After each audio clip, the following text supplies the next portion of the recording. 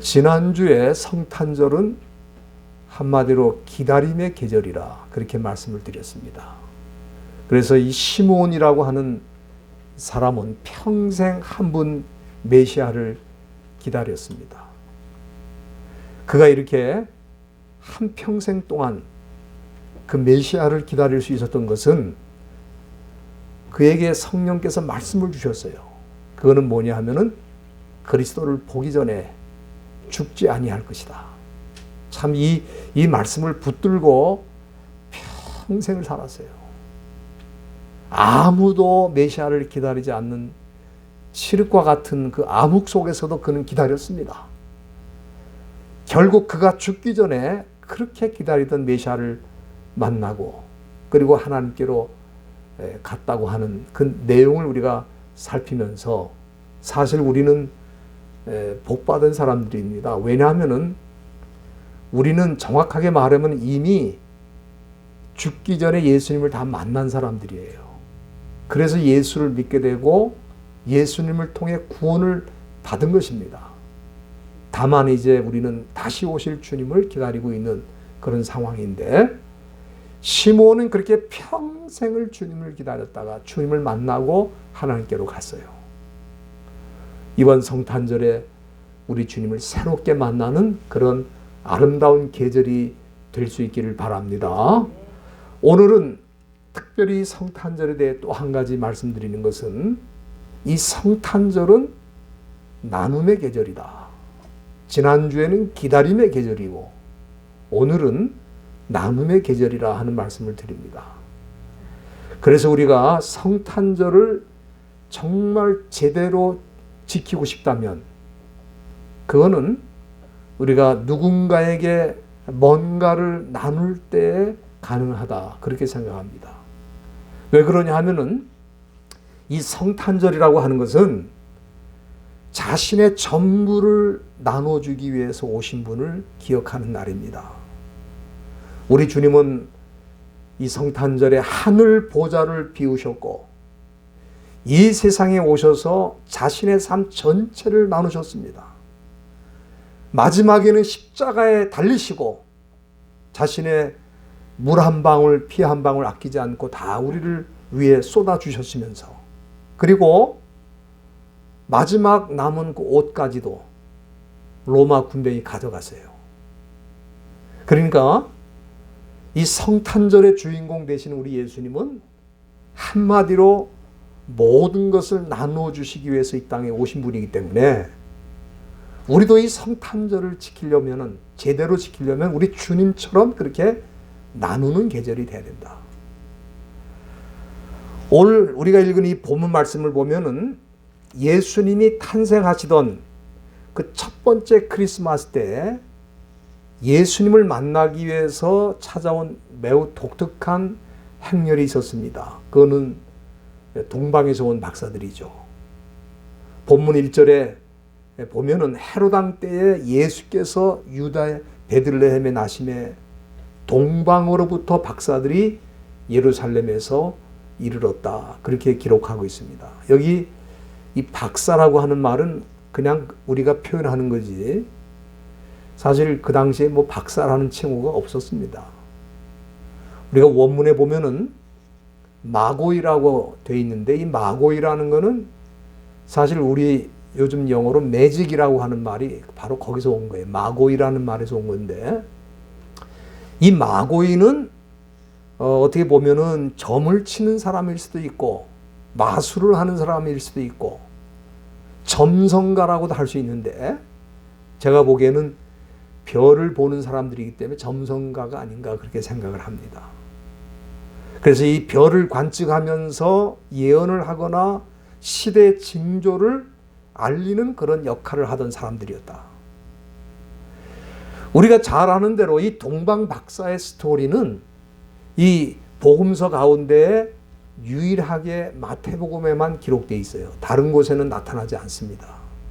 그러면 왜 마태가 이 이야기를 자기 복음서에다가 특별히 기록을 했을까? 저는 그 이유가 몇 가지 있다고 생각합니다.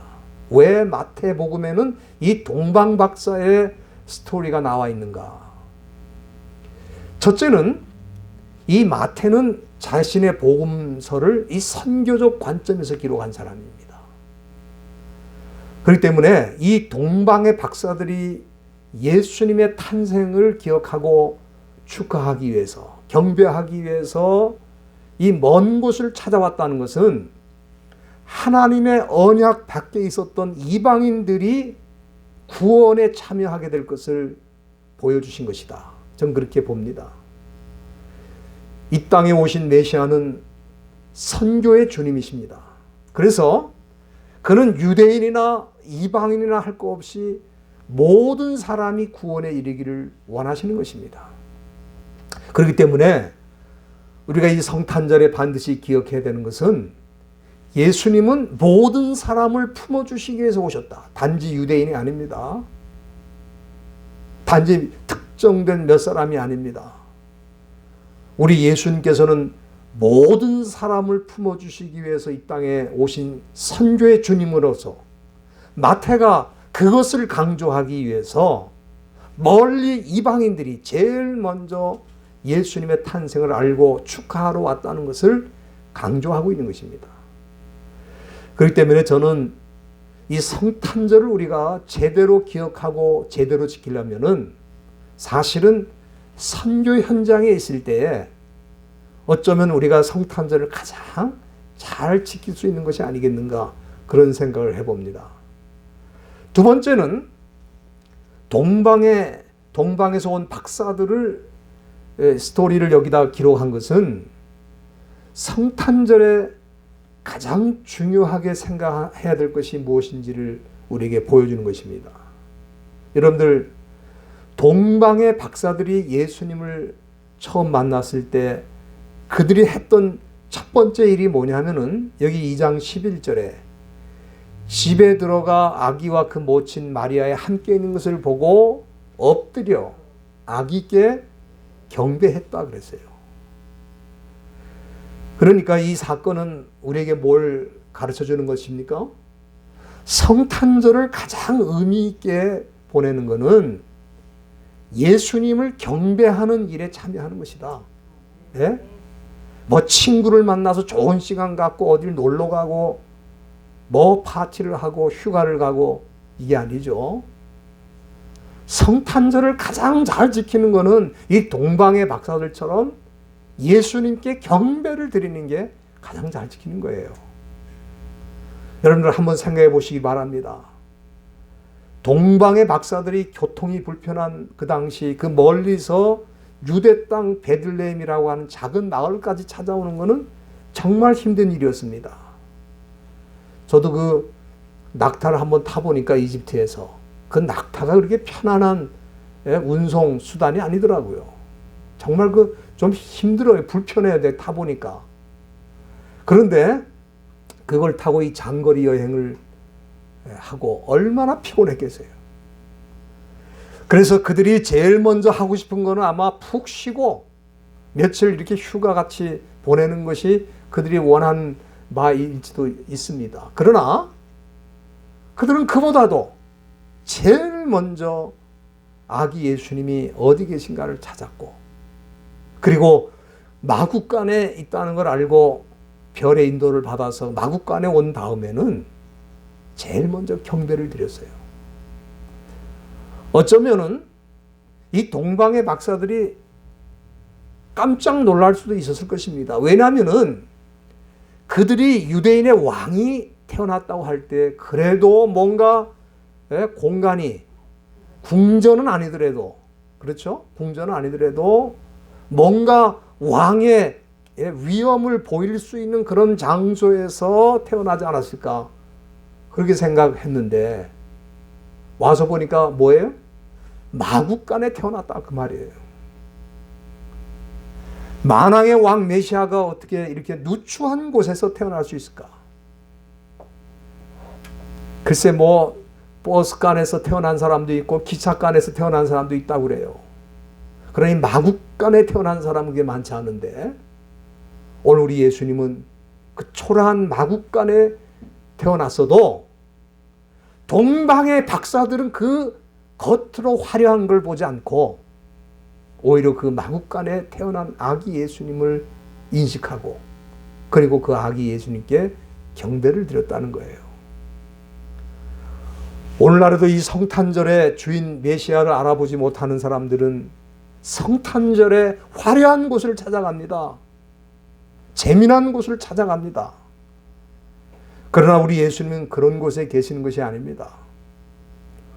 화려하지는 않지만 경건하게 예배드리는 그곳에 우리 주님이 함께 하시는 줄로 믿습니다. 최근 이 청교도들이 세운 이 미국 땅에도 점점 성탄절이 사라지고 있어요. 그래서 메리 크리스마스를 못하고 할로데이, 해피 할로데이? 그러니까 메리 크리스마스를 못하는 거예요. 그 왜 그러느냐? 다른 종교인들도 존경을 해야 되니까 우리가 그렇게 하면 안 된다. 아니 예수님 성탄절에 메리 크리스마스를 못하면 뭐라 그러는 거예요 도대체? 동방의 박사들도 그 멀리서 사실 이 사람들이 저는 처음부터 예수를 믿는 사람이라고 보지는 않습니다. 이교도죠. 그러나 하나님의 은혜를 받고 그들이 메시아가 탄생한 것을 알고 그 멀리서 찾아와서 경배를 드리고 우리 하나님께 영광을 돌리는 이 모습을 보면서 마태가 성탄절은 경배하는 절기다 하는 것을 우리에게 보여주기 위해서 이 동방박사의 사건을 기록한 것이다 그렇게 봅니다. 세 번째는 이 마태가 동방박사들의 사건을 그의 복음서에 기록한 이유가 11절에 나와 있습니다. 거기 보면은 경배를 드릴 때 그들이 보배합을 열어서 황금과 유향과 모략을 예물로 드렸다고 그랬습니다. 그러니까 우리 예수님도 당신의 전부를 우리에게 나눠주시기 위해서 오셨고 그리고 이 동방의 박사들도 첫 번째 성탄절에 뭐 했느냐? 나누는 것을 한 거예요. 자기들이 가져온 예물을 드렸습니다. 황금을 드리고 유향을 드리고 모략을 드리고 그러니까 이 성탄절은 뭡니까? 뭔가 받는 날이 아니고 뭔가를 드리고 나누는 날이라는 것을 우리에게 암시해 주는 것입니다. 언젠가도 말씀드렸습니다. 이 동방 박사들이 드린 세 가지 이 예물은 단순한 예물은 아니고 그들의 신앙 고백과 같은 또 우리의 신앙 고백이라고도 할 수 있는 그런 예물이었다. 첫째 이 황금이라는 것은 왕을 상징하는 거죠. 그래서 이 동방에서는 왕 앞에 나갈 때는 꼭 황금을 가지고 선물로 가지고 나가는 거예요. 우리 예수님은 그냥 왕이 아니시고 만왕의 왕이십니다. 그래서 그들이 드린 이 황금 예물은 예수님이 만왕의 왕인 것을 인정하는 신앙 고백으로 드렸다. 우리는 그렇게 볼 수 있습니다. 두 번째 그들이 유향을 드린 것은 유향은 향기가 나는 진액입니다. 구약시대 제사장들이 제사를 드릴 때 사용했던 것입니다. 그래서 이 예물은 예수님이 이 땅에 대제사장으로 오신 우리 죄를 속하시기 위해서 대제사장으로 오신 것을 의미하는 그런 선물입니다. 그리고 마지막으로 이 모략은 죽은 시체에 사용하는 향료였습니다. 이것을 예물로 드린 것은 예수님이 장차 우리를 위해 죽으실 것을 예비한 예물이 아니겠는가 그렇게 보는 것입니다. 따라서 이 마지막 예물은 이 땅에 오신 메시아가 자신의 생명 모든 것을 나누어 주시고 우리를 위해 죽으실 것을 예표한 예물이라고 볼 수 있겠습니다.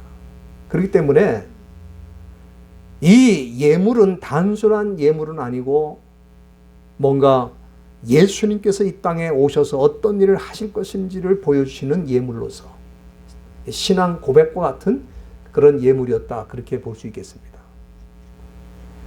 저는 여기서 우리가 한 가지 놓쳐서는 안 되는 게 뭐냐 하면은 성탄절을 통해 우리에게 주시는 메시지입니다.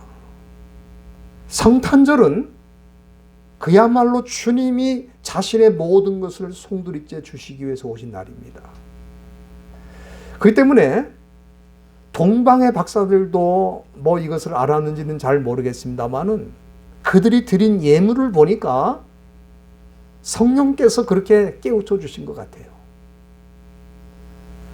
우리가 해마다 성탄절을 이렇게 지내다 보면은 자선 냄비라는 게 있습니다. 자선 냄비가 이런 쇼핑몰이나 이런데 올해는 제대로 모금이 될지 모르겠어요.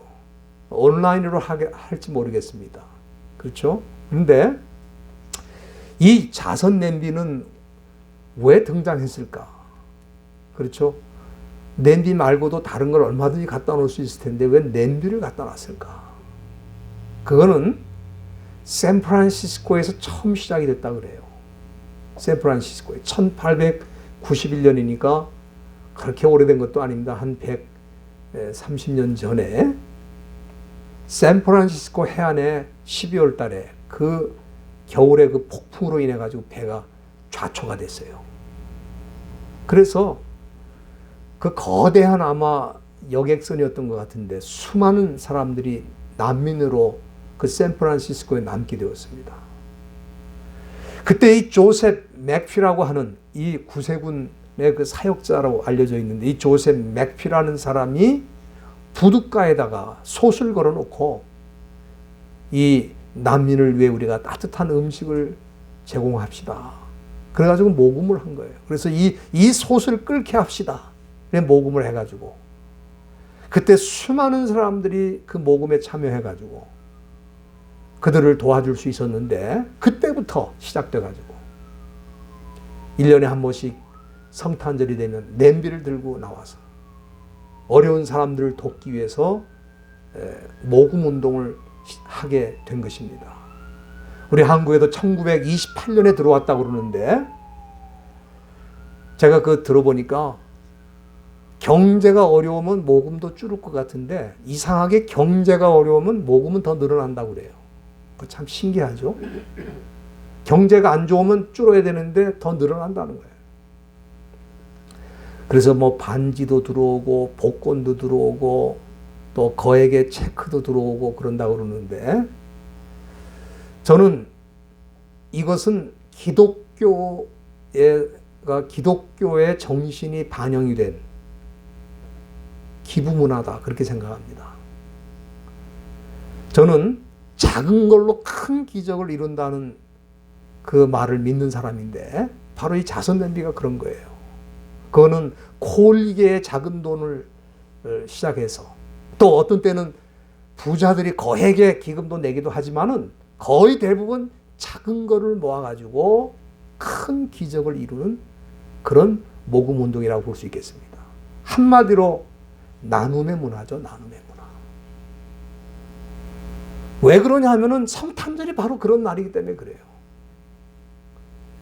이 세상에 오신 그 예수님은 나누기 위해서 오신 거예요.